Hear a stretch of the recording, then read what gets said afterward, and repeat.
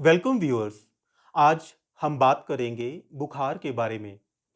आमतौर पर लोग सोचते हैं कि बुखार होने का मतलब होता है इन्फेक्शन हुआ है, पर ऐसा बिल्कुल भी नहीं है। इन्फेक्शन बहुत से कारणों में से एक कारण है। तो सबसे पहले बात करते हैं कि बुखार है क्या। हमारी बॉडी का जो नॉर्मल टेम्परेचर होता है वह 36 से 37.2 डिग्री सेल्सियस तक, मतलब 96.8 से 98.9 डिग्री फ़ारेनहाइट। बॉडी का टेम्परेचर सबसे कम सुबह में होता है और दोपहर को सबसे ज़्यादा होता है। यह डिफरेंस 0.5 से 1 डिग्री सेल्सियस तक का हो सकता है।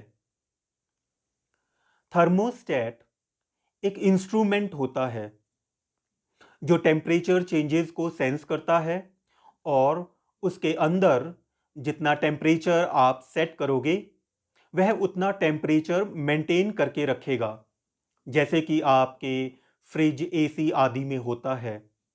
हमारी बॉडी के अंदर भी एक थर्मोस्टेट होता है। यह हमारे ब्रेन के एंटीरियर हाइपोथैलेमस हिस्से में होता है। इस थर्मोस्टेट में नॉर्मली टेम्परेचर सेटिंग 96.8 से 98.9 डिग्री फ़ारेनहाइट तक सेट होता है, मतलब जो हमारा नॉर्मल बॉडी टेम्परेचर होता है। जब हमारी बॉडी में इन्फेक्शन हो, कोई कैंसर हो, कोई ऑटो इम्यून बीमारी हो, जैसे कि SLE, रूमेटॉइड अर्थराइटिस, कोई दवाई खाई हो, जैसे कि एंटीहिस्टामिनिक्स जो हम एलर्जी में लेते हैं, एस्प्रिन ली हो, पेन किलर्स लिए हों, एंटीबायोटिक्स जैसे कि सिफेलोस्पोरिन्स लिए हों, और भी कई कारण हैं जिनका मैं यहाँ नाम नहीं लूँगा क्योंकि वीडियो लंबा हो जाएगा।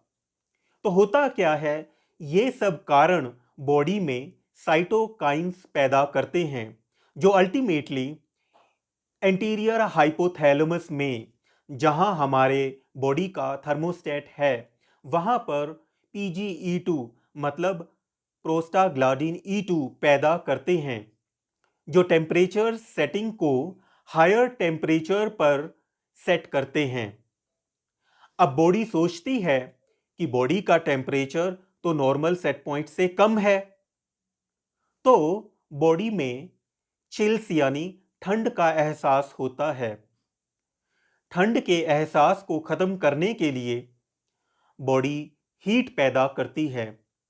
बॉडी हीट तब तक पैदा करती रहेगी जब तक बॉडी का टेम्परेचर नए सेट पॉइंट तक नहीं पहुंच जाता।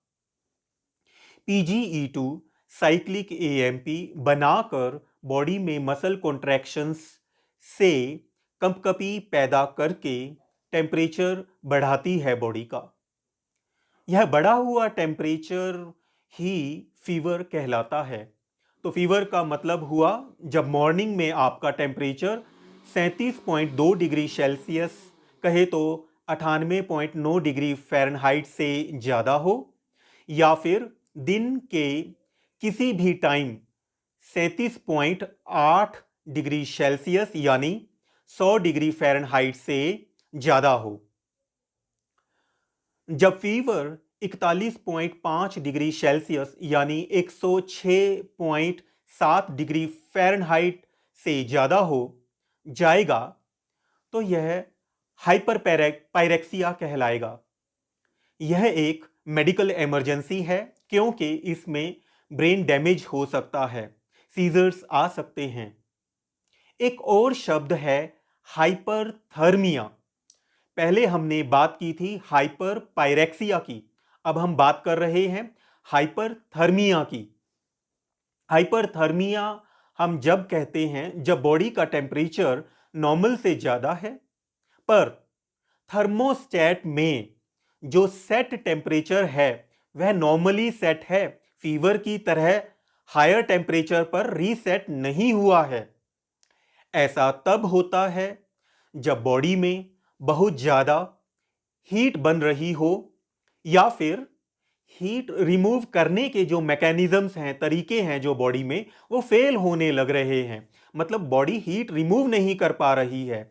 इन दो कारणों में से कोई भी कारण हो सकता है बॉडी में हीट बढ़ने का। कई कारण हैं, जैसे कि हीट स्ट्रोक, मतलब कि लू लग जाना। गर्मियों में बोलते हैं ना हम कि लू लग गई है। इडियोसिंक्रेटिक ड्रग रिएक्शंस हो जाना, मतलब कि किसी ड्रग से एलर्जी रिएक्शन हो जाना।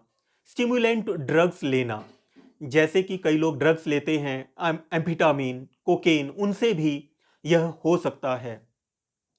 एक और शब्द होता है राइगर्स।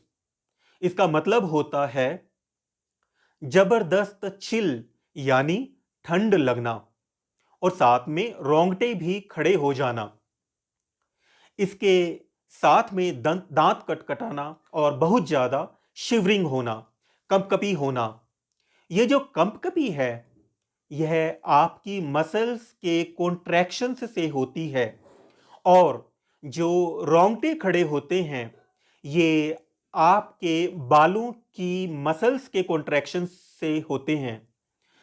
इसके कारण हैं कई, जैसे कि पेशाब के रास्ते का इन्फेक्शन हो जाना, मतलब यूटीआई हो जाना, मलेरिया हो जाना, कोलिसिस्टाइटिस यानी गॉल ब्लैडर, कहे तो पित्ती की थैली की इन्फ्लेमेशन या इन्फेक्शन हो जाना, निमोनिया हो जाना, उसमें भी आपको राइगर्स आते हैं। हर एक डिग्री फ़ारेनहाइट टेम्परेचर जब हमारी बॉडी में बढ़ता है, तो 10 एक्स्ट्रा हार्ट बीट्स बढ़ती हैं नॉर्मली हमारी बॉडी में। यदि ऐसा नहीं होता है, तो इसे हम रिलेटिव ब्रेडिकार्डिया कहते हैं। मतलब टेम्परेचर बढ़ने से आपकी नॉर्मली पल्स जितनी बढ़नी चाहिए, यह नहीं बढ़ रही है। यह होता है टाइफाइड फीवर में, ब्रूसेलोसिस में, डेंगू फीवर में, ड्रग फीवर में, या फिर बुखार के साथ किसी को हार्ट की कंडक्शन की प्रॉब्लम है। यह लेमीज डिसीज में भी होता है, वायरल मायोकार्डाइटिस में भी होता है। व्यूअर्स, अगले वीडियो में हम बात करेंगे विभिन्न प्रकार के बुखारों के बारे में। आपको ये वीडियो कैसा लगा, कमेंट करके बताएं। यदि अच्छा लगा तो लाइक करें, शेयर करें, और हां, चैनल सब्सक्राइब करके बेल बटन दबाना ना भूलें और ऑल वाला ऑप्शन चूज करें। तो मिलते हैं अगले वीडियो में। जय हिंद।